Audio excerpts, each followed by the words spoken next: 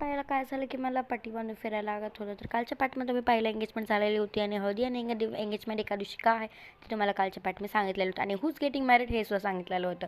ठीक आहे, जर की तुम्हाला चॅनल आहे मारू हे वेलकम टू माझं सरप्राईज वेडिंग पार्ट 4. तर नंतर आम्ही एंगेजमेंट वगैरे सगळं झालेली होती. नंतर आम्ही गाडीमध्ये बसलो आणि लातूरच्या बाजारात गेलेलो गोलाईमध्ये.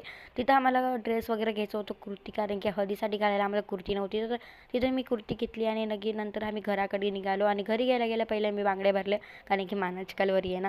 आणि नंतर मी खूपच जास्त बांगडे भरले होते, मला बांगडे भरायला खूपच आवडतं. आणि नंतर इथं सगळ्यांनी ट्रेनिंग केलं होतं, मीच वेगळे दिसत होते.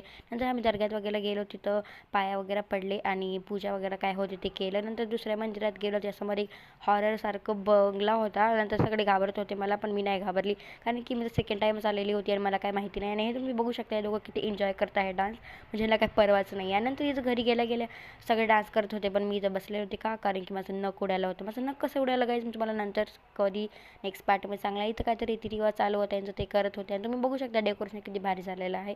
आणि इथं मी माझ्या पायाकडे बघत बघत छान एन्जॉय करत होते. आणि नंतर इथं नवरदेवाला हळद वगैरे लावत होते आणि बाहेर एवढं मस्त डीजे चालू होतं, मला डान्स करायचं होतं पण मी नाही करू शकले. पण करू शकले का नाही तुम्हाला हे नेक्स्ट पार्टमध्ये तुम्ही नक्की बघा. नेक्स्ट पार्ट तुम्हाला मजा येणार आहे हळदीमध्ये.